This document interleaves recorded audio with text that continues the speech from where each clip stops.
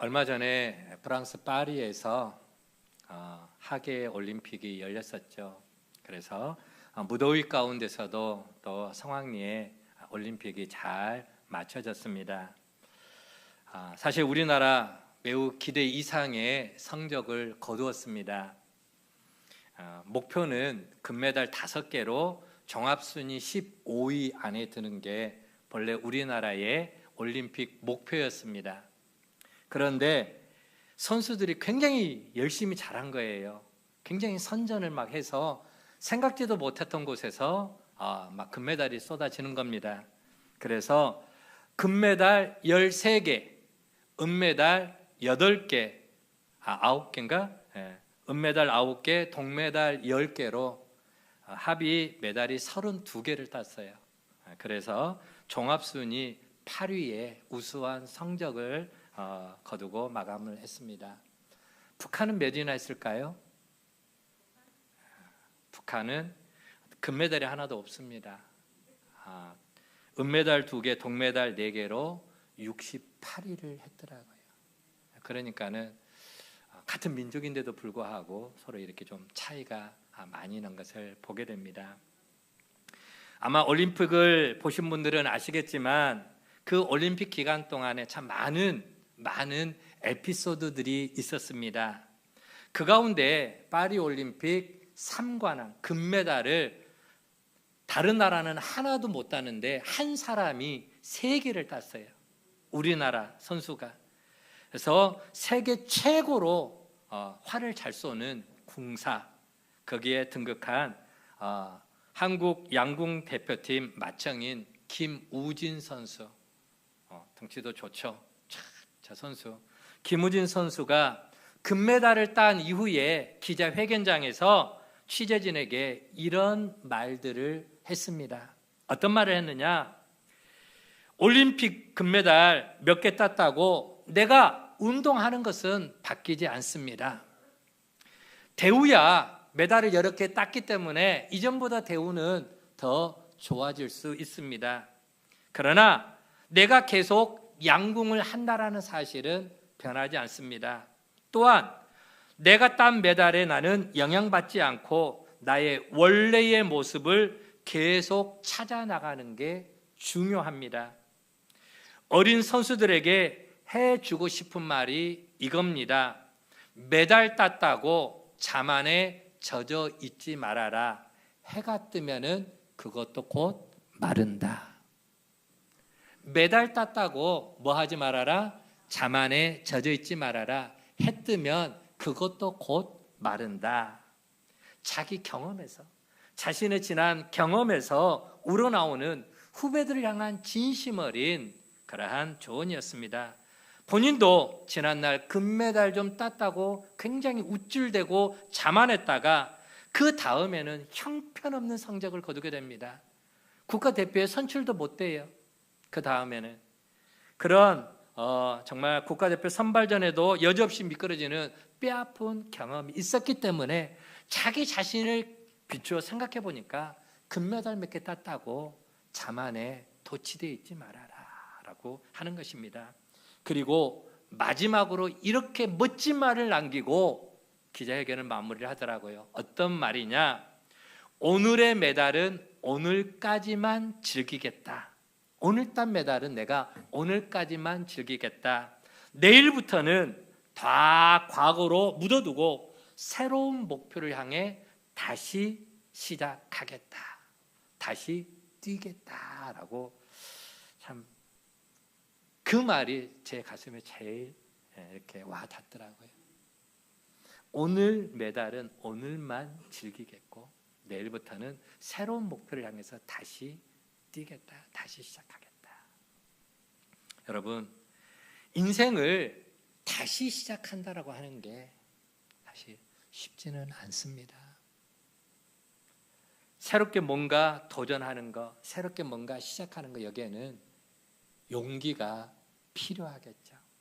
뭐 예를 들면 우리 직장에서 이제 은퇴하신 분들이 우리 이제 계십니다. 장로님도 은퇴하시고 또 우리 뭐 다른 분들도 은퇴하신 분들이 있는데 은퇴하고 난 다음에 뭘 해야 되지? 앞으로 이제 내가 남은 인생 아직은 그래도 건강이 따라주는데 내가 뭘 하면서 내가 이제 남은 삶을 살아가지? 뭔가 다시 새롭게 뭘 시작해 본다라는 거 사실 쉬운 게 아니에요. 굉장히 여기에는 용기가 필요합니다. 그래서 다시라고 하는 이 단어 안에는 방금 말씀드렸던 용기라고 하는 뜻이 담겨 있고요. 다시라고 하는 이 말은 희망이기도 하고요. 다시라고 하는 이 말에는 더 높은 곳을 향한 도약을 의미하기도 합니다. 다시라고 하는 말은 새로움, 설렘, 그리고 또 앞으로 뭔 일이 벌어질지 모르는 나름의 마음의 두려움도 있다라고 하는 것이죠. 여러분, 오늘 사랑하는 우리 믿음의 가족들의 마음자리에 다시 한번 새롭게 떨치고 일어나는 열정이 회복되어지기를 주의 이름으로 간절히 축원을 드립니다. 다시 한번 해보자. 다시. 자, 오늘 우리가 함께 좀 길다 하면 길 수 있는 본문의 말씀을 읽었습니다. 15장 36절부터 16장 10절까지 말씀. 여기에는 세 가지, 아직 그 띄울 필요 없어요. 세 가지의 이제 다시 시작하는 사도 바울의 모습이 나오고 있습니다. 세 가지 사건을 기록하고 있는데 이 사건들 모두가 다시 시작하는 새로움을 전해주고 있는 것이죠. 그 가운데에 먼저 오늘 본문에 보면은 15장 36절에 보니까 바울이 바나바에게 한 가지 것을 제안을 하게 됩니다. 15장 36절 말씀 우리 같이 한번 읽어볼게요. 시작. 우리가 주의 말씀을 전한 각 성으로 다시 가서 형제들이 어떠한가 방문하자. 저기 보니까 뭐 하자고요? 다시 가자. 다시 가서 형제들이 어떠한가 방문하자. 오늘 우리가 앞에 있는 부분을 다 보지는 않았습니다. 15장 앞에 부분의 내용을 다 보지는 않았지만 바울과 바나바가 1차 전도 여행을 이제 다 마쳤어요. 비시디아 안디옥으로 해서 이고니오로 해서 그리고 루스드라로 해서 더베까지 해서 그 왔던 길을 또 다시 돌아가면서 한 바퀴 뺑 돌고 비시디아 안디옥 갔다가 아니 그 수리아 안디옥 자기들을 처음 파송했던 그곳으로 갔다가 이제 예루살렘으로 돌아왔습니다. 그래서 예루살렘에 와서 사도들과 제자들과 장로님들 앞에 그동안에 있었던 선교 여행에 있었던 모든 사항들, 하나님이 우리와 이렇게 함께 해주셨다, 이런 복음의 열매가 있었다라고 하는 것들을 이제 다 보고를 했어요. 그리고 또 중요한 내용에 대해서도 중요한 복음을 전하는 데 있어서 이런 것들이 걸림이 되더라, 이런 것들은 사도들이 그리고 예루살렘 교회에서 분명하게 룰을 좀 정해주라라고 해서 또 룰도 잘 회의도 끝났습니다. 그걸 예루살렘 회의라고 합니다. 자, 이 정도 했으면 좀 이제 쉴 법하잖아요. 좀 푹 좀 쉬고 몇 년 후에, 왜 1차 전도 여행이 쉬운 길이었습니까? 사도 바울이 돌에 맞아서 죽은 줄 알고 성 밖으로 던지기도 하고 온갖 모함도 당하고 굉장히 힘든 여정이었습니다. 그런데 좀 쉬고 좀 마음도 좀 추스리고 몸도 좀 추스릴 법한데 오늘 본문에 35절에 36절에 보니까 바울이 다시 이야기합니다. 바나바에게, 이보시오 바나바 선생, 우리 다시 갑시다. 다시 한번 전도여행 떠납시다. 어디로? 지난번에 갔던 그곳으로.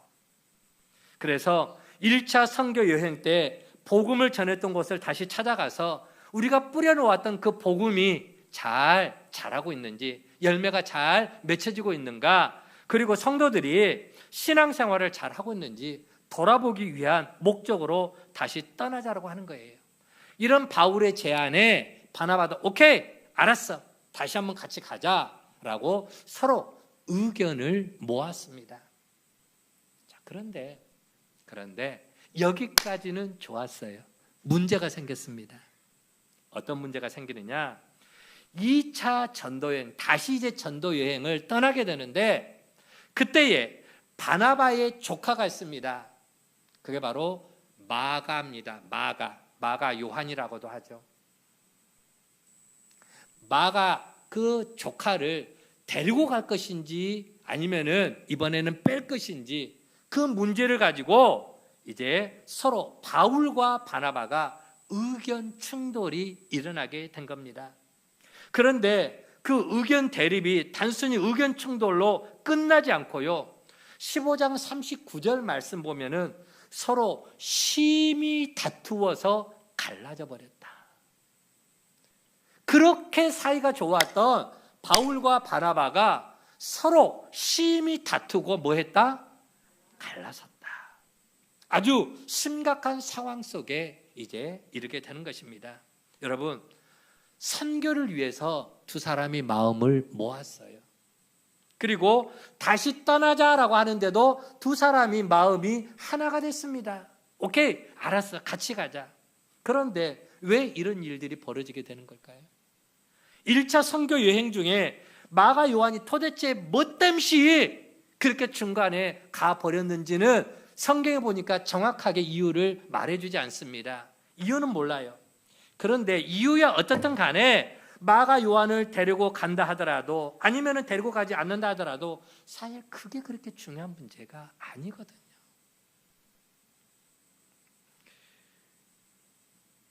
바나바가 마가 요한을 다시금 데리고 가자라고 한 데는 아마도 마가 요한이 지난 1차 전도 여행 때 그때 그 경솔하게 행동했던 그 모습을 뉘우치고 잘못을 깨닫고 이제는 뭔가 좀 달라졌으니까 야, 그때하고는 다르다. 내 조카가 이제 많이 변했다라고 생각하고 제안을 했을 수도 있겠죠. 그러지 않겠습니까? 그래서 이제는 데려가도 되겠다라고 생각해서 제안을 했을 것입니다. 아니, 아직은 시기상조야. 아직은 마가 요한을 선교 여행에 합류시키는 것은 괜히 지난번처럼 또 그런 일이 생기면은 분위기만 망치고 열심히 하려고 하는 사람이 힘만 팽기게 하니까 지치게 하니까 좀 조심스럽다. 그렇게 말하는 사도 바울의 입장도 충분히 이해가 갑니다. 이런 상황에서 서로 조금만 이해하고 조금만 양보하면은 결코 다투고 갈라질 정도로 심각한 문제도 아닙니다. 그런데도 불구하고 바울과 바나바는 심하게 다투었고 둘이 서로 각자 갈 길로 갈라섰다라고 하는 것이죠. 여기까지만 보면은 굉장히 분위기가 심각하다, 살벌하다, 꼭 저렇게까지 해야 하는가라고 우리 정서상 그렇게 느낄 수가 있어요. 자, 그런데 여러분, 한번 여기서 주목해야 할 내용이 있습니다. 그게 뭐냐? 우리나라 문화나 우리들의 정서상 심히 다투고 갈라섰다라는 표현을 읽을 때, 야, 이제 저 두 사람은 앞으로 얼굴 볼 일 없겠구나. 다시는 얼굴 볼 일 없겠구나. 그런 생각이 들어요, 안 들어요? 그렇죠. 그런 마음. 그래, 네 잘났다. 알아서 이제 네 인생 네가 살아. 나는 내가 할 길 갈게. 다시는 서로 얼굴 볼 일 없을 것처럼 그런 뉘앙스가 나옵니다. 우리가 종종 경험한 것처럼 서로 의견이 맞지 않아 다투면은, 그리고 각자가 다른 길로 갔다면은 때로는 두 사람이 바울과 바나바는 이제 앞으로 평생 왼수처럼 지내지 않았을까라고 그렇게 또 생각할 수도 있어요. 대부분 그렇게 감정을 앞세우면서 살아가는 사람의 대부분의 모습이 이런 모습들입니다. 그러나 오늘 본문의 뉘앙스는 그렇지가 않다는 거예요. 오늘 우리가 방금 읽었던 내용 가운데 심히 다투다라고 하는 이 말의 원어를 보면 헬라어에 이런 말이 나옵니다. 파록시스모스라는 단어를 씁니다. 파록시스모스. 좀 단어가 어렵죠? 파록시스모스. 그런데 이 단어는 신약 성경에 딱 두 군데만 나옵니다. 두 번만 나와요. 하나는 오늘 본문 39절, 사도행전 15장 39절에 나오고요. 그리고 또 한 곳에 나오는데 거기는 히브리서 10장 24절에 나옵니다. 딱 두 군데만 나와요. 그런데 보세요. 히브리서 10장 24절에 이 심히 다투다라고 하는 파록시스모스라고 하는 이 단어가 거기에서는 뭐라고 쓰여졌느냐, 어떻게 해석이 됐느냐? 격려하다라는 단어로 쓰여집니다. 격려하다. 어떻게 쓰여졌느냐? 사랑과 선행을 서로 격려하여라고 이렇게 쓰여집니다. 자, 그러니까 오늘 본문에서 서로 심히 다투어 갈라섰다라고 하는 이 말을 긍정적으로 해석을 해보면은 이렇게 해석할 수 있다라는 거예요. 마가 요한을 데려가는 문제로 서로 의견이 달랐다, 다를 수 있다.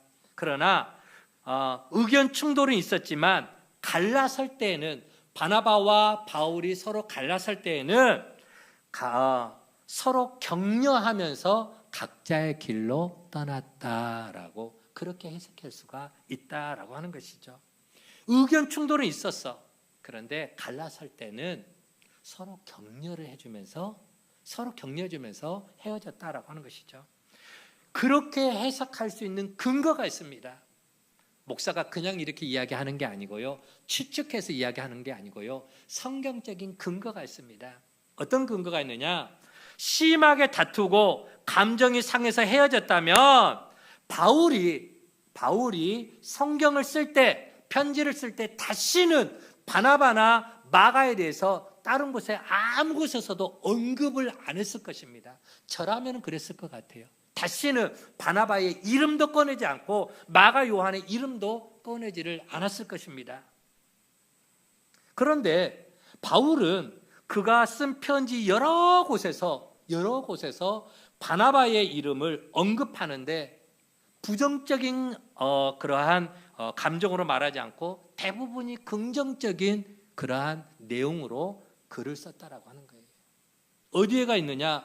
고린도전서 9장 6절에 보면은 바나바에 대해서 이야기합니다. 또 갈라디아서 2장에는 세 군데나 바나바 이야기를 하고 있고요. 골로새서 4장 10절에도 바나바 이야기를 합니다. 곳곳에서 사도 바울은 바나바는 나의 복음의 동역자다, 나에게 있어서 좋은 친구 같은 사람이라고 굉장히 긍정적으로 이야기를 해주고 있습니다. 또 마가 요한에 대해서도 디모데후서에서 이렇게 말합니다. 디모데후서 4장 11절에 한번 같이 읽어볼까요? 같이 한번 읽습니다. 시작. 내가 올 때에 마가를 데리고 오라. 그가 나의 일에 유익하니라. 제가 저 말 조금 더 해석을 해드리면은, 디모데야, 네가 나한테 올 때 누구를 데리고 와라? 마가를 데리고 오라. 그는 내가 복음을 전한 일에 있어서 굉장히 유익한 사람이다라고 하는 그런 표현입니다. 여러분, 우리가 복음서, 예수님에 대한 말씀을 써놓은 그걸 갖다가 복음서라고 합니다. 복음서는 4개를 갖다가 복음서라 그래요. 마태복음, 마가복음, 누가복음, 요한복음. 그 가운데 하나가 바로 마가복음입니다. 마가복음은 뭐냐? 마가가 쓴 복음, 마가가 예수님의 생애에 대해서 쓴 복음이 바로 마가복음입니다. 그리고 우리가 잘 알고 있는 베드로전서, 베드로후서 있죠. 그렇죠? 베드로전서와 베드로후서 그거 누가 썼을까요? 베드로가? 아니요, 마가가 썼습니다. 베드로는 히브리 사람입니다. 히브리 사람이라 헬라어를 할 줄 몰라요. 베드로는 대학교도 나오지 않았어요. 바울처럼 공부도 많이 하지 않았어요. 저 시골의 촌사람입니다. 베드로는 공부를 많이 안 한 가방끈이 짧은 사람이에요. 그런 사람이 저 유대인들 말고 헬라 사람들, 이방인들에게 가서 복음을 전하는 거예요. 예를 들어서 고넬료의 가정에 가서 복음을 전한다. 그럴 때 베드로는 히브리어로 말하면 상대방이 못 알아들어요. 헬라어로 해줘야 되는데 누가 통역을 해주게 되느냐? 마가가 통역을 다 해줍니다. 마가가 베드로가 말한 것을 다 다니면서 통역사로 다 일을 해요.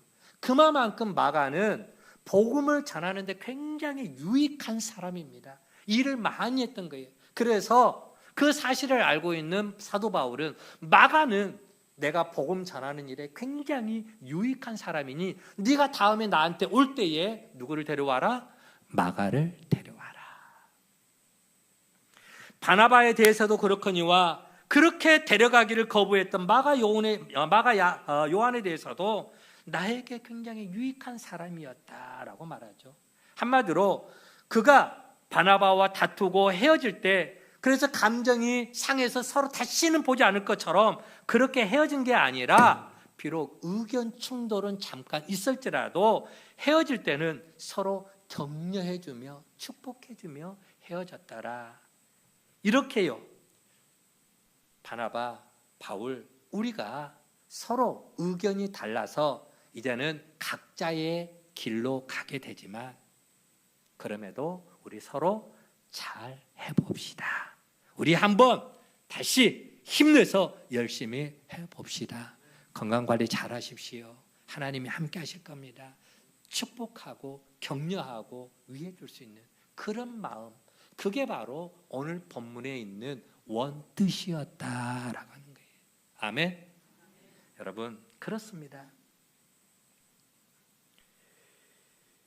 복음을 전하는 일에 있어서 우리가 하나님의 일을 하려 할 때에 서로 의견이 다를 수가 있어요. 때로는 또 다툴 수도 있어요.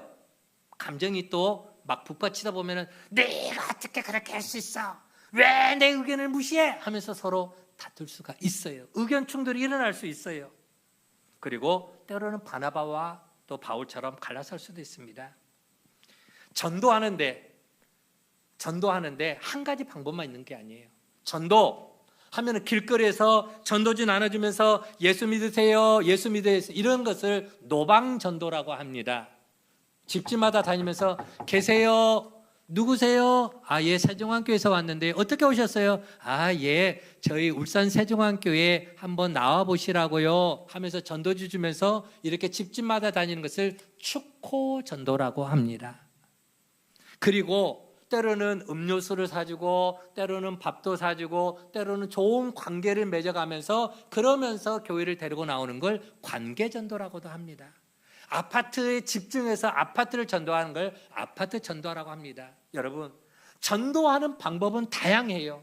그런데 나는 무조건 아니야, 우리는 아파트 전도해야 돼, 우리 교회 주변에는 아파트만 있으니까 아파트가 많으니까 아파트 전도해야 돼. 무슨 소리냐? 아파트 가면 문도 잘 안 열어주는데 그래도 우리가 길거리에 가서 사람들 만나야, 저 홈플러스 앞에 가면 사람들이 드글드글 많이 있는데 그 사람들에게 가서 전도지 전하면서 그렇게 해야지. 의견이 다를 수가 있다는 거예요. 이번에는 우리 건빵 가지고 가자. 전도할 때 건빵 갖고 갈 수 있어. 요즘에 건빵 누가 먹냐? 그래도 물티슈 주자. 요즘같이 더울 때는 물 한 병씩 주자. 전도지하고 그걸 주자. 방법론에 있어서 다를 수가 있어요. 의견 충돌이 있을 수가 있습니다. 여러분, 그런데 중요한 건 뭐냐? 그런 의견 충돌이 마치 다시는 보지 않을 사람처럼 감정이 상하거나 서로 악담하고 저주할 일은 결코 아니다라고 하는 것입니다. 우리가 교회를 섬기면서 열심히 일하다 보면은 나하고 의견이 다를 수 있어요. 목사하고 장로님들하고 의견이 다를 수 있고요. 장로님들 서로 사이에서도 의견이 다를 수가 있는 것입니다. 그런데 누군가가 나하고 다른 의견을 이야기한다고 해서 그게 나쁩니까? 그게 잘못된 겁니까? 여러분, 내 뱃속에서 난 아기들도요, 큰애하고 둘째하고 의견이 똑같을 수 있어요? 다를 수도 있어요. 먹는 것도 다르고 취미도 다르고 좋아하는 색깔도 다를 수 있어요. 그런데 이 다르다고 해서 전도지를 가지고 아파트를 전도하든 집에 방문한 축구 전도를 하든 길거리 전도하든 이 모든 일들은 누구를 위한 거예요?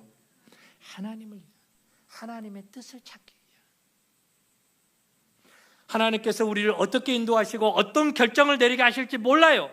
그런데 너무 한쪽으로만 고집 피울 필요가 없다라고 하는 것입니다. 나와 다른 의견을 이야기한다고 해서 기분 나빠할 필요도 없습니다. 나와 다른 생각을 갖고 있다 할지라도 그를 손가락질하면서 비난할 필요도 없다라고 하는 것입니다. 어차피 우리는 하나님을 위해서, 주를 위해서, 교회를 위해서. 아멘. 나하고 다른 의견이 있지만 그 사람도 누구를 위해서? 하나님을 위해서. 나하고 의견 충돌이 있지만 그 사람도 주님을 위해서. 나하고 다른 길을 가지만 그 사람도 복음을 위해서. 방법론에 있어서 다를 것이지, 의견이 다를 것이지, 그 사람이 나쁜 일을 하러 가는 거 아니잖아요. 교회를 파괴시키는 거 아니잖아요. 하나님의 일을 한다면은 그 사람의 의견도 좀 존중해 줄 줄 알고, 격려해 줄 줄 알고, 높여 줄 줄 알고, 그를 위해서 기도해 주고 축복해 줄 수 있는 큰 그릇이 됩시다. 아멘. 옆에 사람하고 인사합니다. 우리 큰 그릇 됩시다. 자, 더 중요한 게 있습니다. 더 중요한 게 뭐냐? 바나바와 바울이 서로 의견 조율을 잘해서 함께 갔다면은 뭐 더할 나위 없이 좋았겠지만 결국 의견 일치를 보지 못하고 헤어졌습니다. 바나바는 자기 조카 마가를 데리고 그의 고향인 구브로로 갔고요. 구브로 섬, 우리 지난번에 봤죠? 그게 바나바 고향입니다. 키프로스 섬. 그리고 바울은 신라를 데리고 스리아와 길리기아로 다른 곳으로 갔습니다. 그런데 이후에 사도 바울의 여정만 보더라도 하나님께서 그가 나아가는 그 복음 사역의 길에 정말 많은 복음의 열매들, 풍성한 열매들을 맺게 해 주셨다라고 하는 것이죠. 비록 다투고 비록 갈라서 다른 길로 갔지만 하나님은 복음의 선한 사역을 위해서 힘쓰는 그들을 위해서 정말로 놀라운 구원의 역사와 복음의 열매를 맺게 해 주셨다라고 하는 것입니다. 그렇습니다. 우리가 다시금 뭔가를 시작해 보려고 할 때에 우리가 계획한 과정에 때로는 어려움을 겪을 수 있습니다. 뜻하지 않은 곳에서 두 사람이 의견 충돌이 일어난 것처럼 생각지 못한 문제도 발생할 수 있습니다. 하지만 우리가 목적을 선한 데 두고 하나님이 기뻐하는 곳에 우리가 선한 목적을 두고 다시 주를 위해서 일을 시작할 때에 때로는 과정에 힘든 문제가 있다 할지라도 그곳에 누가 우리와 함께 하신다고요? 하나님이 우리와 함께 주셔서 그 모든 것들을 합력하여 선을 이루게 하여 주신다. 선을 이루고 더 나은 좋은 열매, 좋은 결과로 인도해 주신다는 사실을 여러분 믿으시기를 바랍니다. 그래서 사도 바울의 첫 번째 여정 가운데 바나바와 충돌이 있었지만 그들은 서로 저주하고 악담하고 다시는 보지 않을 것처럼 그렇게 하지 않았다는 거예요. 격려하고 축복하고 서로의 나가는 길을 하나님 앞에 축복해주는 참 아름다운 모습이 있었다라고 하는 것입니다. 두 번째 모습에서도 그런 또 내용을 볼 수가 있습니다. 이제 바나바와 바울이 헤어집니다. 그리고 바나바는 사도행전에 이제 헤어진 다음에 그 다음에는 나오지가 않습니다. 그렇다고 해서 사도행전을 사도 바울이 쓴 거냐? 아니에요. 사도행전은 사도 바울이 쓴 게 아닙니다. 사도행전은 누가 쓴 거예요? 누가가 쓴 겁니다. 누가는 의사죠. 의사 누가는 누가복음하고 사도행전을 누가가 썼어요. 그럼에도 두 사람이 갈라진 이후에는 바울 사역의 중심으로 이제 글들이 계속 쓰여지게 되고요. 바나바는 더 이상 사도행전에서는 언급이 나오지 않습니다. 이름이 나오지 않죠. 자, 이제 바울이 신라를 데리고 튀르키예, 터키 처음 1차 전도 여행한 곳으로 그쪽 지역으로 이제 들어가게 됩니다. 그래서 더베를 거쳐서 이제 루스드라로 들어가게 됩니다. 루스드라 들어보셨죠? 지난 주일날 루스드라에서 어떤 일이 있었었죠? 복음을 전하다가 바울이 돌에 맞아 죽었습니다. 돌덩어리에 맞아서 죽었어요. 그래서 사람들은 바울이 죽은 줄로 알고 성 밖으로 휙 던져버렸어요. 죽었어요. 그런데 죽은 줄 알았던 바울이 삐그덕 하면서 다시 일어나서 또 루스드라로 다시 들어갔어요. 그런데 2차 전도 여행 때 또 거기를 또 가게 되는 거예요. 대단해요.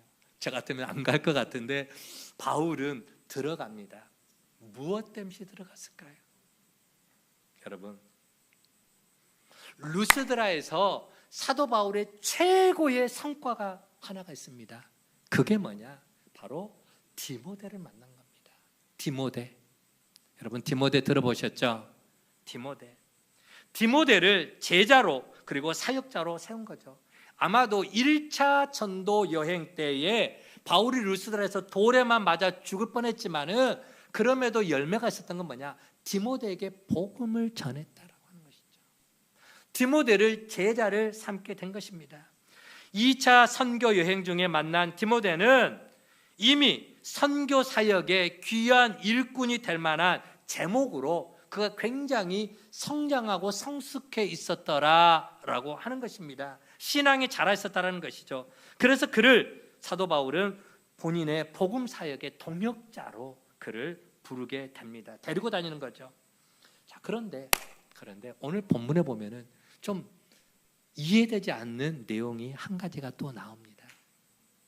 자, 사도행전 15장에 보면은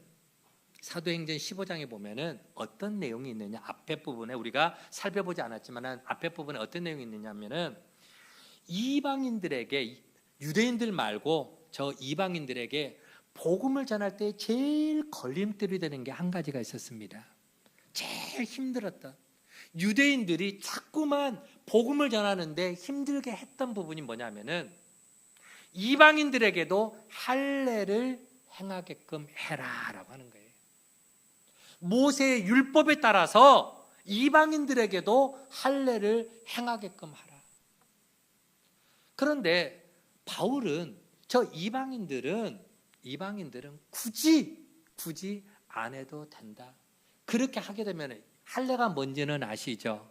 남자아이들 고추 표피를 이렇게 베는 거. 그래서 하나님은 아브라함에게 너와 너의 아들을 할례를 행하라. 이것이 네가 내 자녀인 것을, 너와 나의 그러한 관계, 나는 너의 아버지가 되고 너는 나의 자녀가 되는 그러한 증표로 할례를 하게끔, 표피를 펴게끔 한 게 그게 창세기에 나옵니다. 그래서 이후로 이스라엘 백성들, 남자 유대인들은 다들 할례를 다 행하게 됩니다.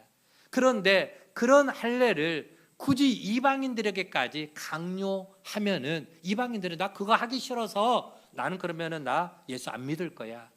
그게 걸림돌이 됐던 거예요. 모세의 법대로 행해야 구원받는다라고 계속 유대인들이 쫓아다니면서 이야기를 합니다. 그러나 사도 바울은 뭐라고 이야기했습니까? 어떻게 해야 의로워진다고요? 믿음으로 말미암아 의로워진다. 율법을 행해야 의로워지는 게 아니라, 할례를 행해야 구원받는 게 아니라 예수 그리스도를 믿음으로 말미암아 구원받는다. 그래서 그 문제를 가지고 예루살렘 회의를 했어요. 사도들과 장로들과 예루살렘 교회가 회의를 해서, 그래서 이방인들에게는 할례를 안 해도 된다. 그리고 이제 짐승의 시체를 만지지 말고, 그리고 또 짐승을 먹되 피째 먹지 말고, 그런 몇 가지 사항을 의논을 하게 됩니다. 그게 예루살렘 회의인데요.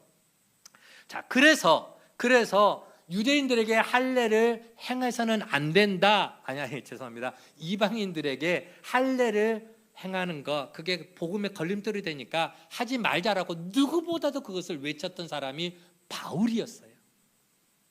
그런데 오늘 내용에 보면은 그런 결정 사항을 누구보다 잘 알고 있던 바울이 디모데를 데리고 가면서 디모데에게는 할례를 행하게끔 합니다. 자, 오늘 본문 16장 3절 말씀 보면은 바울이 디모데에게 할례를 행한 이유를 이렇게 설명을 해주고 있습니다. 같이 한번 읽어볼게요. 시작. 바울이 그를 데리고 떠나고자 할새 그 지역에 있는 유대인으로 말미암아 그를 데려다가 할례를 행하니 이는 그 사람들이 그의 아버지는 헬라인인 줄을 다 알미라라.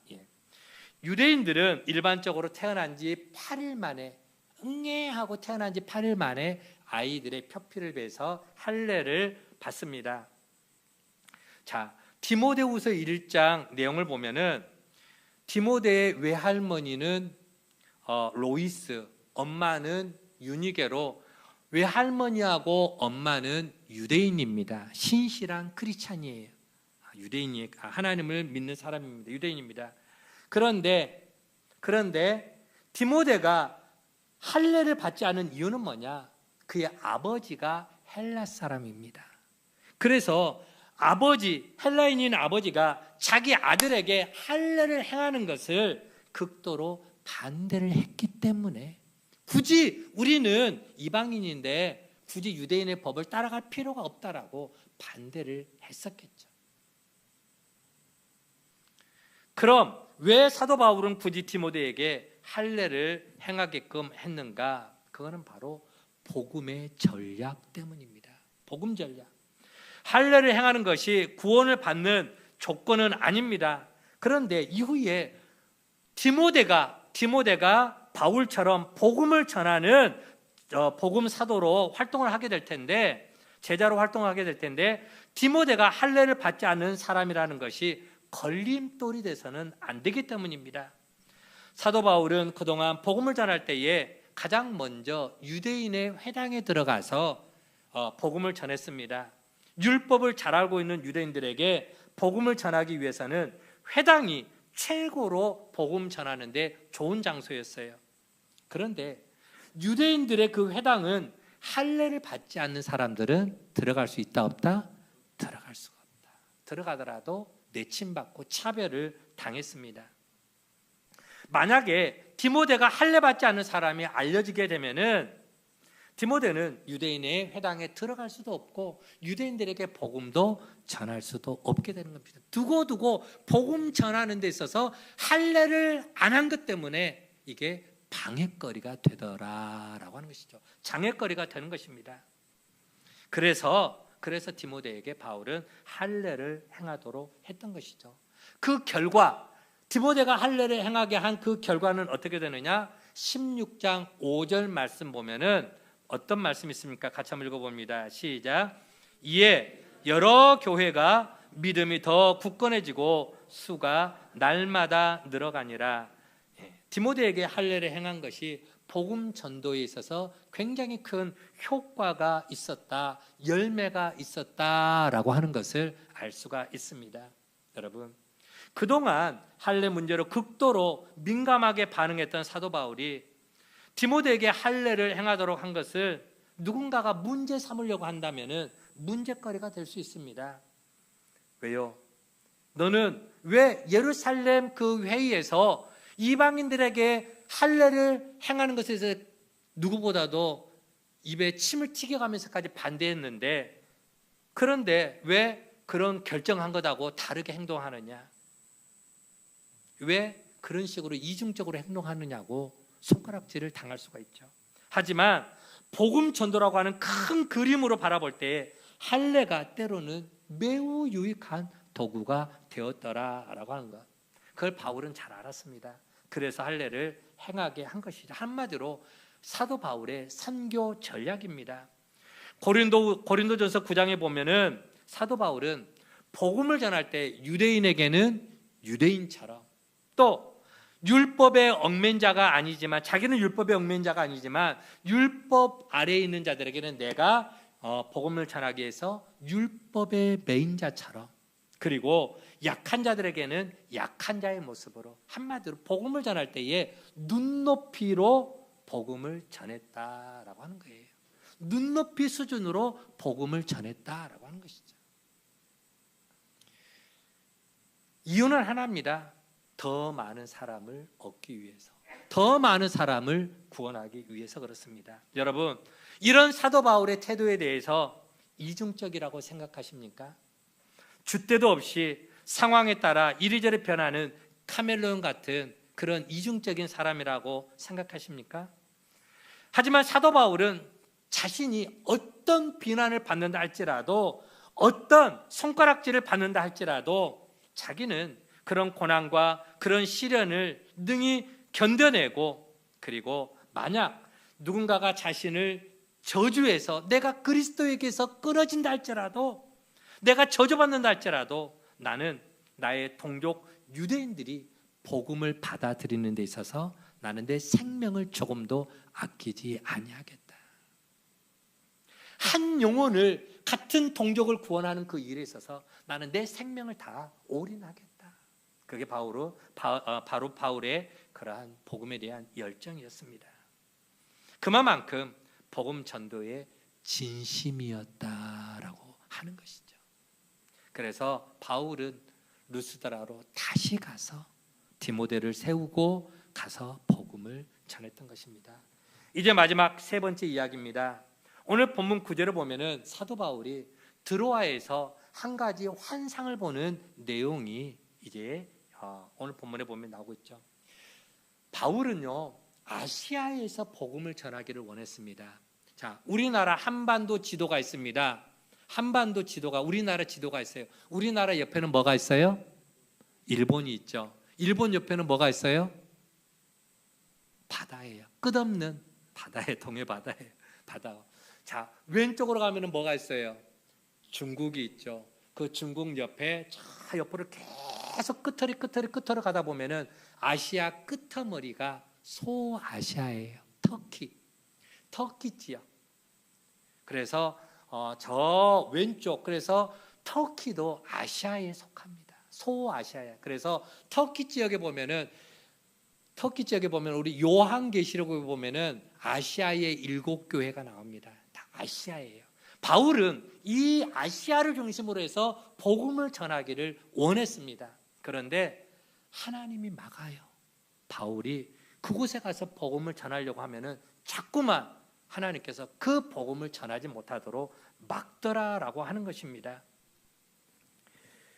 자, 성령께서 아시아에서 복음을 전하지 못하도록 그렇게 하나님의 영인 성령이 자꾸만 못하도록 막게 되는데, 그래서 여기서 복음을 전하는데 방해를 하는 거예요. 그럼 다른 데서 가서 또 복음을 전하면 거기서도 또 방해를 하는데, 왜 바울이 복음을 전하는데, 생명을 구원하는 복음을 전하는데 왜 아시아에서 사역을 자꾸만 막으실까요? 하나님께서 아시아를 버리셨을까요? 하나님께서 아시아 사람들은 우리들을 싫어해서 그러셨을까요? 이유가 있습니다. 사실 아시아에서 복음을 전하지 못하게 하자 바울은 그 일행은 발걸음을 옮겨서 6절과 7절 보면은 다른 곳에서 복음을 전하려고 했는데 그것마저 예수의 영이, 성령이 허락하지 않았습니다. 그 상황 속에서 바울의 마음은 어땠을까요? 복음 전도를 하기 위해서 바울과 헤어져서 여기까지 왔습니다. 성경에는 기록하고 있지 않지만 여기까지 나오는 과정에 쉬운 일이 하나도 없었습니다. 많은 어려움도 있었고 시련도 있었고 힘든 일들도 있었습니다. 그 모든 힘들고 어려운 일들을 다 이겨내면서 오직 복음 전하는 그 열정 하나만으로 여기까지 이기면서 나왔는데, 그런데 성령께서 자꾸만 못하도록 방해를 하고 있는 거예요. 이때 아마 바울의 마음은 굉장히 상심했을 것입니다. 갈등했을 것입니다. 왜 나에게 자꾸만 이런 일들이 일어나지? 전도 여행 그만두고 다시 집으로 돌아가야 하는 것 아닐까?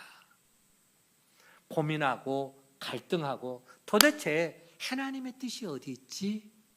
그렇게 기도하던 중에 하나님께서 기도하는 중에 환상을 보여줍니다. 환상인데 어떤 환상이냐? 어떤 사람이 나타나요. 그 사람이 마게도냐 사람입니다. 마게도냐는 그리스 알렉산더 대왕의 고향이 나라가 바로 마케도냐입니다. 마케도니아라고 하죠. 유럽입니다. 유럽, 그리스 유럽. 그 사람이 손짓을 하면서 우리 있는 곳으로 와서 우리를 좀 도우라라고 하는 환상을 보여줍니다. 그때서야 바울이 깨닫는 거예요. 아하! 왜 성령이, 왜 하나님이 내가 아시아에서 복음 전하는 것을 이토록 막게 되는가? 이제는 그동안 열심히 뿌렸으니까 이제는 발걸음을 옮겨서 어디로? 마케도냐로, 한마디로 유럽으로 나가라는 거예요. 더 큰 대륙으로 나아가라라고 하는 것입니다. 하나님께서 그곳으로 바울을 이끌어 들으셨다라고 하는 것이죠. 사도 바울은 그게 하나님의 뜻이라고 생각하고 마게도냐로 가게 됩니다. 사실 마게도냐로 가는 것은 바울의 생각 속에 전혀 없었던 계획이었죠. 전혀 생각지도 못한 일입니다. 어쩌면 완전히 새로운 계획을 다시금 짜야 하는 상황입니다. 그런데도 바울은 주저하지 않고 다시 새롭게 마게도냐로 나아가게 되는 것이죠. 여러분, 우리가 하나님의 뜻을 따라가는 길이 언제나 순탄치만은 않습니다. 하나님께서 가라 하시는 그 길에는 때로 어려움도 있고 막힘도 있고 힘쓰지 않으면 가기 쉽지 않을 때도 있습니다. 그러나 중요한 것은 내가 하나님만을 의지하고 그리고 믿음으로 다시 시작하면, 하나님의 뜻을 쫓아서 하나님이 원하시는 이끌시는 곳으로 순종하고 나아가게 되면은 누가 책임져 주신다? 하나님이 내 길을 인도해 주시고 내 발걸음을 책임져 주실 것입니다. 사도 바울이 다시 가고자 했던 길이 자기들의 처음 계획과 전혀 다른, 한 번도 예상하지 못한 새로운 길이 되었습니다. 원래 가고자 했던 길이 어디였어요? 원래 가고자 했던 계획은 1차 전도 여행에 갔던 그곳, 비시디아 안디옥과 이고니온과 루스드라와 그리고 더베, 그 갔던 그곳을 한 번 더 돌아보는 게 그의 계획이었는데, 하나님은 그곳으로 이제 가지 말고 길을 막으시고 마게도냐로 가라고 지시를 하시는 것이죠. 그러나 계획이 틀어져서 낯선 곳으로 갑니다. 그럼에도 거기에서 하나님의 뜻이 있음을 믿고 다시금 시작하는 열정을 가지고 순종하며 나가니까 하나님은 거기서도 놀라운 복음의 역사를 일으켜 주시는 것을 알 수가 있습니다. 그곳에서 나가는 길에 디모데를 아까 만나게 해 주셨고요, 새로운 복음의 장, 새로운 대륙, 어디로? 유럽으로 나가게 되었다라고 하는 것입니다. 그래서 저 영국이라든가 독일이라든가 저 많은 유럽 대륙이 사도 바울의 이 복음 전도로 말미암아 선진국이 된 것입니다. 복음이 들어가니까 선진국이 될 수밖에 없는 것이죠. 여러분, 혹여 복음을 위해서, 신앙을 위해서, 하나님의 뜻을 위해서, 그리고 하나님의 영광을 위해서 우리의 마음자리에 하나님의 음성이 들릴 때가 있습니다. 다시 시작하라, 다시 가고 싶다, 다시 뭔가를 하라고 하는 하나님의 음성이 들릴 때가 있습니다. 그럴 때는 주저하지 마시고 믿음으로 나아갈 수 있기를 간절히 축원을 드립니다. 그 길이 내가 계획한 대로, 때로는 내가 원하는 대로 되는 것이 하나도 없다 할지라도 담대하게 믿음으로 나가면 하나님은 전혀 우리가 예상하지 못한 일들을 계획하고 계시고, 또 사람들도 예비해 놓으시고 하나님이 새로운 일들로 우리를 이끌어 주시는 줄 믿으시기를 바랍니다.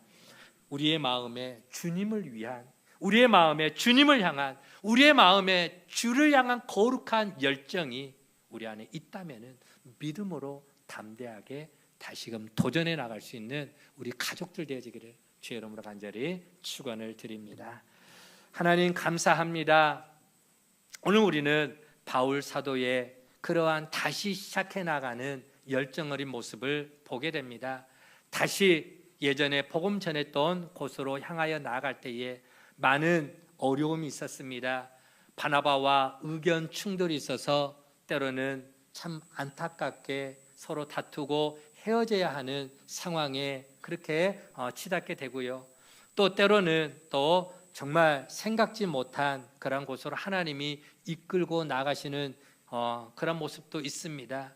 내가 계획했던 대로, 내가 원하는 대로, 내가 가고자 하는 대로 그렇게 되지 않고 하나님이 그 길을 막으시고 하나님이 원하시는 곳으로 방향을 트실 때도 있습니다.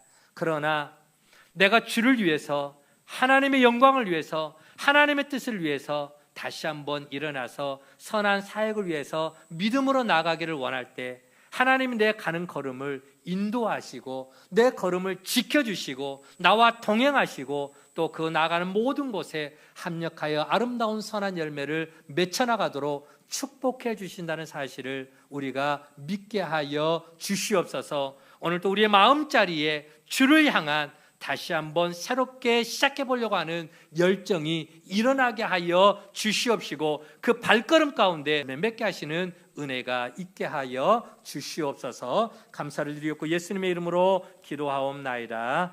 아멘.